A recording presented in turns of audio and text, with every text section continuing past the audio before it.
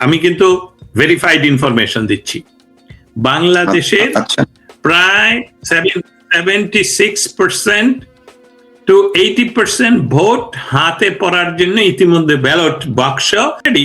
যে বাক্সগুলো আমি আর আপনি জীবনেও দেখবো না, কারণ ওইখানে তো আপনার আর আমার কোনো এজেন্ট নাই। তো আপনি ভোট দেবেন বাক্সে, ওই বাক্স তারা নিয়ে যাবে, নিয়ে দেখাবে এই যে আরে সেটা কিন্তু ইতিমধ্যে রেডি। আমাদের সাথে ডিসিদের যোগাযোগ, আমাদের হ্যাঁ সব ডিসি এখন জামাতের, কিন্তু তার তো আত্মীয় রয়ে গেছে বিএনপি, তার তো আত্মীয় রয়ে গেছে আওয়ামী লীগে। এটা একটা পারিবারিক ফ্যাব্রিকটা লক্ষ্য রাখতে হবে। অতএব সেই তথ্যগুলো বাইরে আসে যে আমরা তো এই পথে যাচ্ছি। অতএব এই সরকারকে যদি টিকিয়ে তার এই সরকার টিকিয়ে রাখার কথা বলছেন, এই সরকারকে যদি সরকারের এই জুলাই সন্ত্রাসের সমস্ত যদি যান বাঁচাতে হয় তাদের হাঁ করতে হবে, সেই হাঁ করে তারা কি আরো মহাবিপদে পড়ে কিনা, যার জন্য এই অস্থিরতা।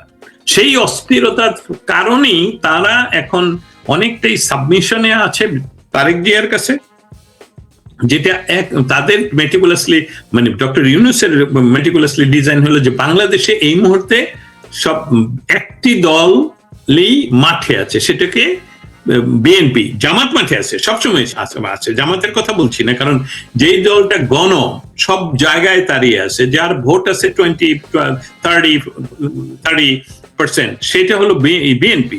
সেই বিএনপি মাঠে, অতএব সেটার জন্য বিএনপির কাছে ধর্ণা দিচ্ছে। বিএনপির সাথে আবার অবশ্যই যেহেতু এখানে আওয়ামী লীগ নাই, নির্বাচন যদি কোনো ক্রমে হয় তাহলে তো বিএনপির সম্ভাবনা আছে ভোরে জয়লাভ করা, যদি না জামাতকে মেটিকুলাসলি বা আগেই পাশ করিয়ে না দেওয়া হয়। তাহলে কি হবে? সেই বিএনপির সাথে ভারতের ইতিমধ্যে যোগাযোগ। ভারত যেহেতু আমাদের স্বাধীনতা সংগ্রামের সময় আমরা দেখেছি, ভারত আন্তর্জাতিক যে ডিপ্লোম্যাটিক নেটওয়ার্ক, যেখানে কথা না বলেও সম্পর্ক তৈরি করে রাখা যায়, সেটা ভারত সুপারদর্শী। এবং ভারতের কারণেই আমি মনে করি যে আমেরিকার নতুন যে অ্যাম্বাসেডার, তার সাথে ভারতের যে নতুন অ্যাম্বাসেডার ইউএসএ, তিনি আবার সেন্ট্রাল এশিয়া এবং সাউথ এশিয়ার এনভয় আমেরিকান, যেই অ্যাম্বাসেডার ভারতে বসা আমেরিকা।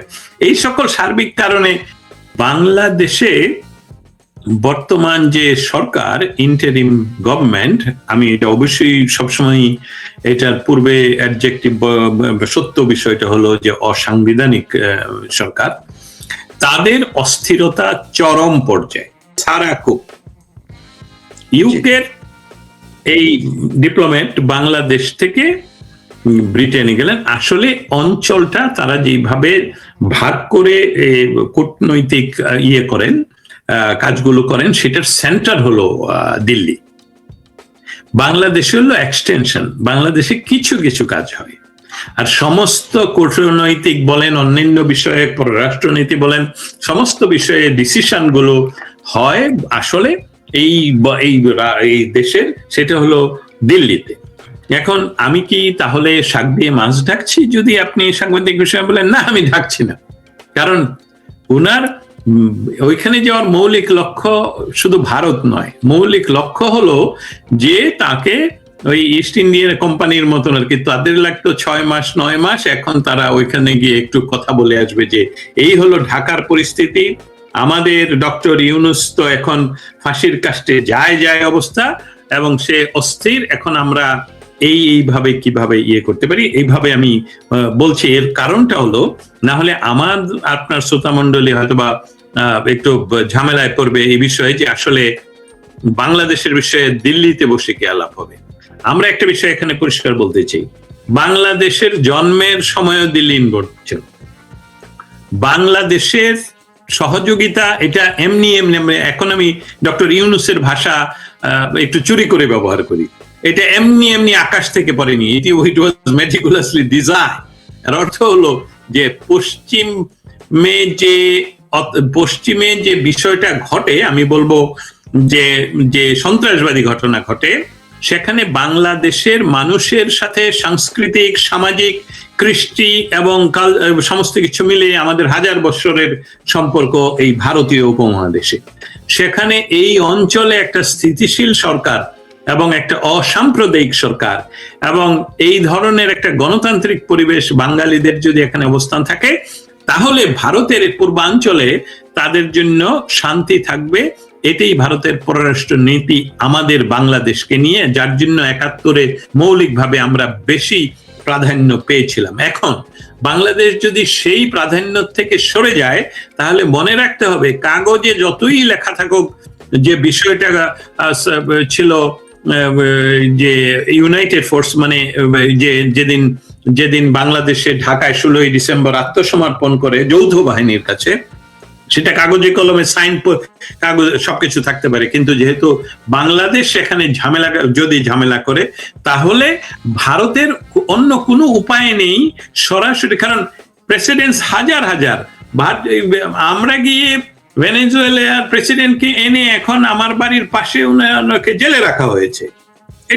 এটা ভারত যদি কালকে আমার তো মনে হচ্ছিল যে ইউনূস সাহেবকে আমাদের ডিপ্লোমেটরা যদি পারতো প্রতিদিন কানে দিতে যে দেখুন ২০১৬ সালে প্যারিসে বসে বলছে আপনি একজন আপনি রাহু গ্রাস করেছেন পৃথিবীতে আপনার জয়লাভে। অতএব ডক্টর ইউনূসকে আমার মনে হয় আমাদের সবচেয়ে পপুলার প্রেসিডেন্ট ডোনাল্ড ট্রাম্প বলতে ওকে ধরে নিয়ে আসো, এবং ওকে ধরে নিয়ে আসো। এটা যে হাস্যকর নয়, এটা যে সঠিক, এটা তো ভেনেজুয়েলার দেখলেন। অতএব সেই একইভাবে আমি বলছি যে ভারতের যে আজকে যে একটা নিউজ আসলো সর্বশেষ, যে ভারতের কূটনীতিবিদদের আত্মীয় স্বজনকে ঢাকা থেকে সরিয়ে নেওয়া হচ্ছে, এসবগুলো আসলে ঢাকার পরিবেশ ১২ তারিখের আগে আরো উত্তপ্ত হবে, পরিস্থিতি আরো খারাপের দিকে যেতে পারে। আমেরিকান কংগ্রেসম্যানরা ৫ জন তো বলছেন যে এই সরকার অথবা কোনো নির্বাচিত সরকার এই নিষেধাজ্ঞা উঠিয়ে নেওয়া করবেন। অতএব তারা হয়তো বা ভাবছে যে যদি জোর করেও তারা নির্বাচন করে ১২ তারিখে, সেখানে তারা গিয়ে আসবে।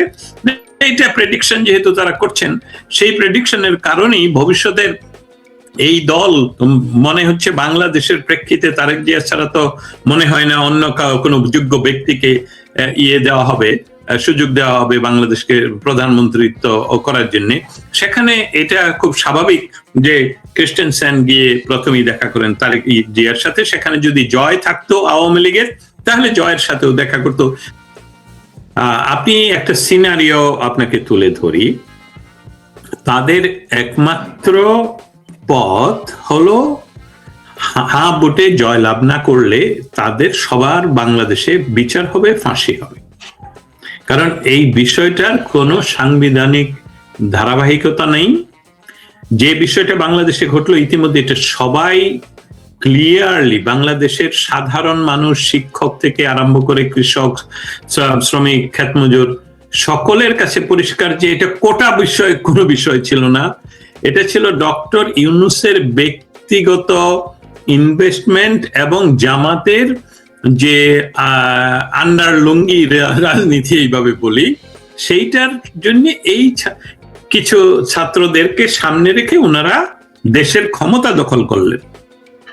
আমি যেটা বলতে চাই এখানে, সেই ক্ষমতা দখলের পর তাদের অনেকগুলো মিস্টেক, মানে তাদের মিস্টেক, এটা এই মিস্টেকে আমাদের কোনো ভালো হয়নি, আমাদের খারাপ হয়েছে সেটাও বলবো না। তাদের মিস্টেক মানে তারা যেহেতু পরিকল্পিত ছিল কিন্তু রাজনৈতিক ভাবে যেহেতু পরিপক্ক না, সেই জন্য তারা সংবিধান বাতিল করেনি, তারা এটা করেনি, তারা যে সেই সংবিধানের মাধ্যমে ক্ষমতায় বসলেই তো আমরা সমস্ত কন্ট্রোলে নিয়ে নিলাম, এই ভাবটায় তারা ক্ষমতায় বসলো। কিন্তু এখন তারা বুঝতে পারছে যে যাই কিছু বলি না কেন, আমরা যদি না জিতি তাহলে আমাদের জুলাইয়ের সমস্ত ষড়যন্ত্র ইতিমধ্যে মানুষ জানে, এবং আমরা যে বলছি যে এদেরকে মাফ করে দেওয়ার আইন, সেটাও তো আইন নয়, সেটা পার্লামেন্ট পাস না করা পর্যন্ত শুধু আপনার একটা অধ্যাদেশ, সেটা বাতিল হয়ে যাবে, সবাইকে ফাঁসি কাস্টে ঝুলাবে যে কোনো সরকার। এমনকি আমি দুর্ভাগ্যজনক ভাবে যদি এটা ঘটেও যায়, ঘটবে না, আমি বলে দিচ্ছি আপনাদেরকে যারা শুনছেন, জামাত কখনো ক্ষমতায় আসবে না। বা যদি দুর্ভাগ্যজনক জামাতও ক্ষমতায় আসে, তারাও বাংলাদেশের ভোটারদেরকে সাথে রাখার জন্য এদেরকে ফাঁসি দেবে। এইটা রক্ষা করতে পারবে অনলি যদি হ্যাঁ ভোটটা পাশ করায়।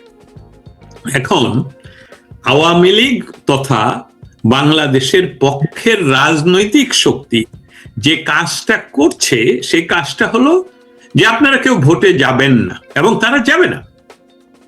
যদি আপনাদেরকে ফোর্স করে ভোটার কেন্দ্রে নেওয়া হয়, তাহলে আপনারা না ভোটে ভোট দেবেন। দেখুন, শাখের করার অস্থিরতা বাড়বে না কেন? বিষয়টা হলো ব্রিটেন সহ আমেরিকা তাদের ইনক্লুসিভের যে সংজ্ঞা, সেটা তারা পরিবর্তন করেছেন। কিভাবে? যে আমরা তো রাজনৈতিক দলের কথা বলবো না, আমরা দেখবো সমস্ত মানুষ এই ভোটে অংশগ্রহণ করে কিনা। এখন ইউনূসের এটা কাল হয়ে দাঁড়িয়েছে, যদি মানুষ আসে তাহলে আমি দেখাতে পারবো ভোট হচ্ছে, আর এই মানুষ এসে যদি না ভোট দেয়। কারণ আমি আরেকটা কারণ দেখাই, আপনি নেক্সট টাইমে আমরা চেষ্টা করবো এটা সরাসরি আমরা কথা বলির সময় দেখানোর জন্য, যে ইউনূস এখন যখন অনলাইনে লাইভে এসে বাংলাদেশের সরকারের টাকা এসে লাইভ করে বিভিন্ন জায়গায়, আমাদের সরকারি সম্পত্তি যেমন টেলিভিশন, সেখানে কিন্তু উনি যখন লাইভ করতে থাকে, আগে যেখানে আপনি 50 বছর ক্ষমতায় চাই, আপনাকে আরো 5 বছর চাই, আপনাকে সারা জীবন, এখন শুধু বলে না না না না না না, একদম আপনি 100-র মধ্যে 110টাই না। এটা তাদের আরেকটা মাথা ব্যথা, যে যদি সকলের কাছে উনি একজন ফেইলর, সকলের কাছে তার যে সুনাম করত, যারা তাকে মনে করত শান্তির দূত, তাদের কাছে ফেইলর। কারণ বাংলাদেশের প্রতিটি ঘরে, প্রতিটি উপজেলায় প্রত্যেকটি মানুষ অন্য একটি মানুষের সাথে সম্পৃক্ত, আত্মীয়তায়। জামাতের আত্মীয় বিএনপি আছে, বিএনপির আত্মীয় বা ভাই বেরাদর আত্মীয় স্বজন আছে আওয়ামী লীগের। এই রাজনৈতিক দ্বন্দ্বটা উনি যেভাবে রাষ্ট্রের ক্ষমতা দখল করে ওইখানে বসে বলতেছেন আপনার ঘরের পাশে আছে না আওয়ামী লীগ, তার মানে উনি কিন্তু রাষ্ট্রের প্রধান, এক্সিকিউটিভ প্রধান হিসেবে বলছেন তাকে মেনে ফেলো। এটা কিন্তু ওইখানে হচ্ছে না, ওইটা হবে না। কিন্তু তারা শঙ্কিত যে এইটা কোন বয়ে। অতএব সকলের কাছ থেকে উনি যেহেতু হয়ে পড়লেন, না হয়ে পড়লেন, এই উভয় সংকট থেকে তারা বাঁচতে হলে হা করতে হবে। হা যদি না হয়ে যায়, জনগণ আসলে যদি না হয়ে যায়, বিপদ। আমাকে ইনভাইট করা হয়েছে পাকিস্তানি একটি বড় সাংবাদিকরা পাকিস্তানের এই মুহূর্তের যে ইন্দো প্যাসিফিক জোনে কি হচ্ছে এই সকল সার্বিক বিষয় নিয়ে তারা একটা এই আমাদের ডিসিতে একটা করবে, আলোচনা করবে। সেখানে আমাকে নিমন্ত্রণ করা হয়েছে। আমি এখনো ভাবছি সেখানে যাব কিনা, কারণ বিষয়টা হলো বাংলাদেশ, যদিও সেখানে লেখা নেই বাংলাদেশ। আমি এই অনুষ্ঠানের শেষ হওয়ার পর আমি আমার ইনভাইটেশনটা আপনার সাথে শেয়ার করব, এবং আপনি আমাকে ইনবক্স করে বলতে পারেন কি করা যায়। বিষয়টা খুব গুরুত্বপূর্ণ ভাবে যাচ্ছে। কারণটা হলো, দেখুন, বাংলাদেশের যে প্রেক্ষিত তৈরি হলো, সেটার এখন আর এটা সুস্পষ্ট পরিষ্কার, আমেরিকাকে যিনি উদ্বুদ্ধ করছেন এই কাজটা করার জন্য, সেটা দুইটা গোষ্ঠীও বলা যায়, দুইটা দল বলা যায়। একটা দলে একজন ব্যক্তি, তার নাম হলো ডক্টর ইউনূস। আরেকটা দলে হলো বাংলাদেশের পরাজিত রাজনৈতিক শক্তি, সেটা হলো 71-এর পরাজিত রাজনৈতিক শক্তি। বিএনপির সাথে তারা তখন যোগাযোগটা স্থাপন করেনি। এর কারণটা হলো বিএনপি বাংলাদেশের এই ধরনের রাজনৈতিক যে পরিবর্তন করে আমেরিকার বা পশ্চিমাদের স্বার্থ রক্ষার জন্য নির্দ্বিধায় সাইন করে বিনা শর্তে করবে, এটা তারা বিশ্বাস করে নাই কখনো। কিন্তু মৌলিক বিষয়টা ঘটলো কখন, যখন দেখা গেল যে এই ডক্টর ইউনূস যে ধরনের আলাপ আলোচনা, এবং আরেকজন হলেন আসিফ নজরুল। আমি একটা বিষয় বোধহয় আপনাকে আগেও বলেছিলাম, সে এখানে আসার পর এক বাসায় ওনার ওয়াইফের সাথে আমার দেখা হয় অনেক আগে, মানে 24 সনের এপ্রিল মাসে হয়তোবা, আমি যদি ভুল না করে থাকি। ওই ওনার ওয়াইফকে আমি জিজ্ঞেস করি তোমার হাজবেন্ড কোথায় বা আপনার হাজবেন্ড কোথায়, উনি বললেন যে পেন্টাগনে গিয়েছেন। আমি কিন্তু সেদিন এটা মাথায় নেইনি, কিছুই নেইনি। পরবর্তীতে তো এটা সুস্পষ্ট ভাবে পরিষ্কার যে এরা সম্মিলিত ভাবে, আরো অনেক নাম আছে, অনেক, এদেরকে প্রায়ই দেখা যায়, ওরা সম্মিলিত ভাবে আমেরিকাকে যে বিষয়টা বুঝালেন, সেটা হলো আমরা সরকার পরিবর্তন করব, তারপর এই করব আমরা, যাতে করে প্রতি 5 বছর পর পর নতুন কোন ব্যক্তি ক্ষমতায় আসতে পারে। দীর্ঘ 15 বছর ধরে শেখ হাসিনা সকাল বিকাল আপনাদের সাথে ঝগড়া করে, এই করে সেই করে। অতএব সেখানে কি হবে, আমাদের ইন্টারিম সরকার পরিচালনা করার জন্য আপনাদের যে ইউএস বেবি আপনারা তৈরি করে রেখেছেন, আমি বলি স্লিপিং এজেন্ট অলসো, এই ডক্টর ইউনূসকে তারা করলেন। কিন্তু ডক্টর ইউনূস এবং এই গংরা আপনি সমস্ত কিছু পারলেও আন্তর্জাতিক, উনি আন্তর্জাতিক খেলোয়াড় না, উনি আন্তর্জাতিক ভিক্ষুক ছোটকাল থেকে। কারণ ভিক্ষাবৃত্তি হলো এই এনজিও দের কাজ এবং সেটাতে আপনার পারদর্শিতা হতে হয়।